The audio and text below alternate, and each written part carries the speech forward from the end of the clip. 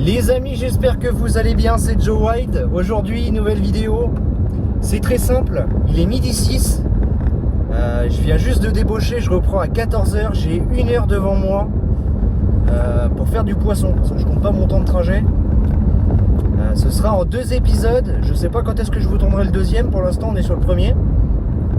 Là, l'idée, je vous montre 2-3 conseils en 1 heure top chrono. Comment moi je vais m'y prendre, ma stratégie pour réussir à toucher quelques poissons durant cette heure de pêche. Donc let's go, c'est parti. On se retrouve direct sur le lieu du spot.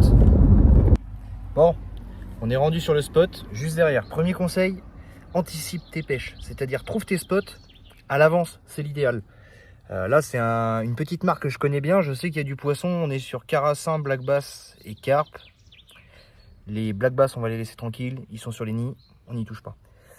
Si on en prend un, ce sera accidentel. On va pêcher uniquement au maïs parce que le carnassier n'est pas ouvert.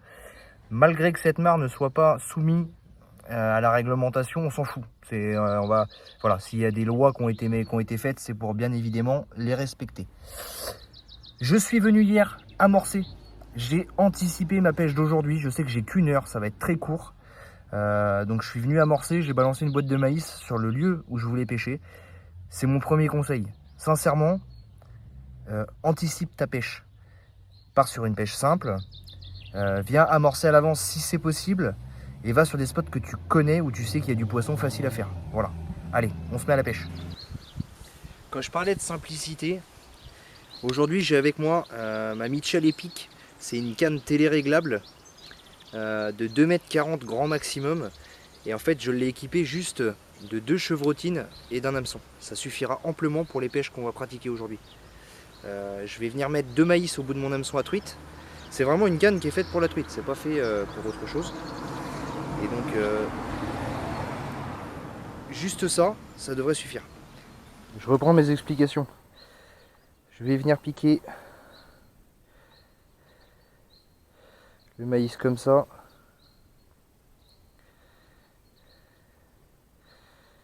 Puis une deuxième fois. C'est pas très loin. Alors ça, je fais à peu près par là. Et là, ce que je vais faire, c'est que je vais laisser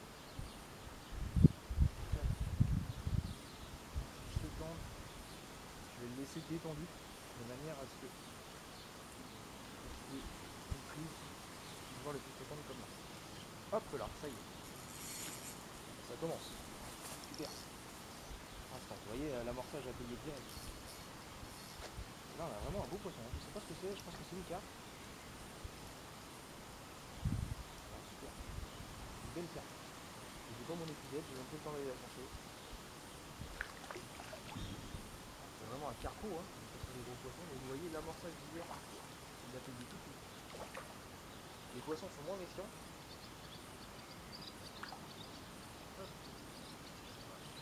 Allez la chercher.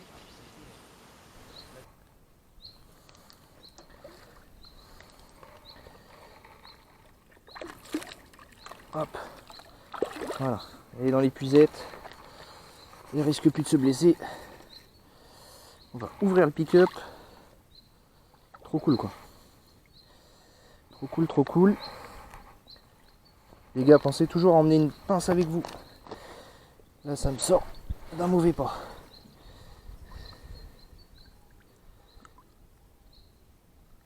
Tac.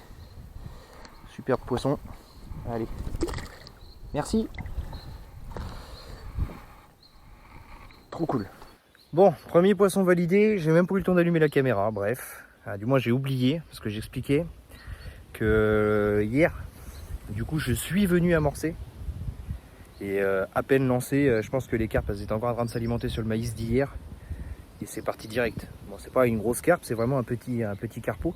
Mais on s'en fout. En fait, quand on a qu'1 heure, moi c'est mon point de vue bien sûr, mais quand j'ai qu'1 heure comme ça, l'idée c'est de faire de la touche, peu importe la taille.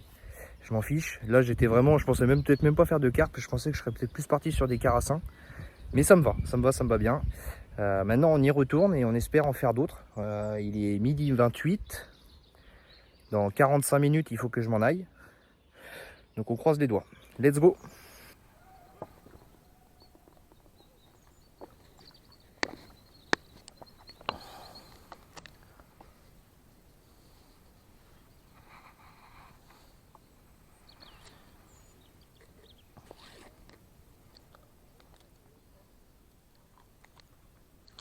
Ça part. Ah, loupé. Ah ouais, mais si j'ai mon opercule de yaourt dans la bouche. C'est dommage parce que c'était un beau départ.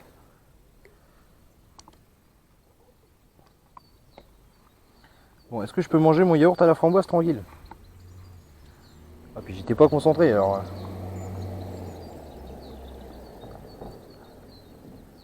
Ah, l'important d'avoir le fil détendu, c'est ça.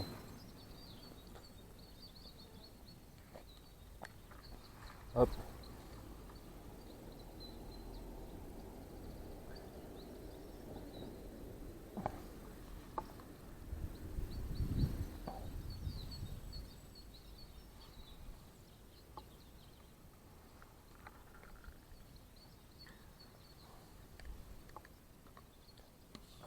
Ah, je pense pas qu'elle se soit piquée, donc avec un peu de chance ça va revenir.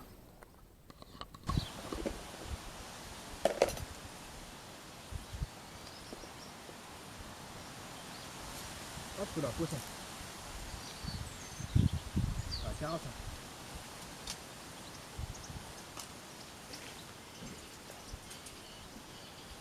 Ah, poisson. Ah, carassin.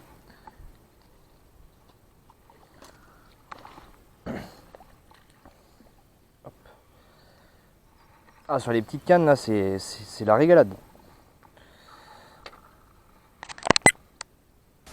Impeccable.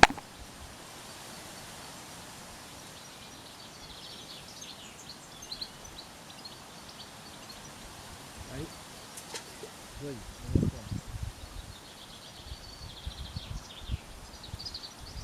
pense que le départ juste avant c'était plus intéressant. Je viens de réamorcer et on espère que ça fasse revenir les poissons sur le coup. Il y a le vent qui s'est levé, je pense que ça c'est pas bon pour nous. Mais on verra bien. En effet, le vent aura eu raison de notre pêche. C'est pourquoi le lendemain je décide de retourner dans un autre étang, plus calme et plus à l'abri du vent. Et en effet, ça aura fonctionné. Je vous laisse avec les images.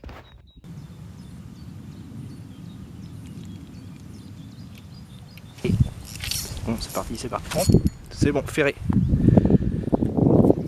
Quand je vous pose.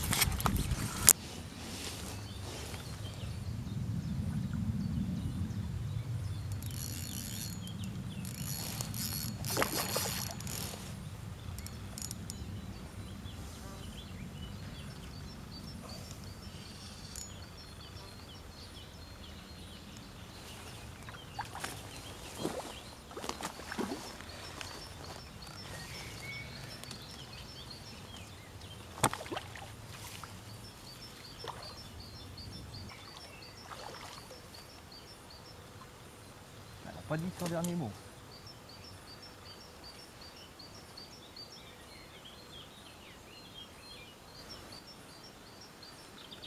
Yes. Let's go. Hop là. Alors c'est pas un gros morceau, mais pour commencer, déjà ça fait grave plaisir.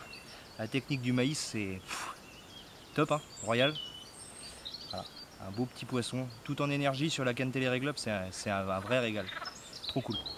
Allez. Les amis, je pense que c'est la fin de cette vidéo. Là, on est quelques jours après. Tout s'est pas passé comme prévu, malheureusement. Bon, c'est la première vidéo où j'ai 3 caméras à gérer. Donc c'est pas facile, mais c'est pas grave. Non, c'était cool, sincèrement. 2 jours à pêcher au maïs comme ça sur un timing serré. C'était vraiment pas mal. Dans le principe, oui, ça fait pas beaucoup de poissons. Déjà, j'ai pas pu tout filmer parce que j'ai des fichiers qui se sont supprimés, dont l'une touche sur les carassins et 2 autres carpes le lendemain. Alors c'est pas très grave. L'idée c'est que vous ayez pu voir comment ça fonctionnait. Je pense que la méthode est validée. Donc voilà, si ça vous plaît, n'hésitez pas, abonnez-vous. On se retrouve très vite au bord de l'eau. Tchuss, c'était Joe White.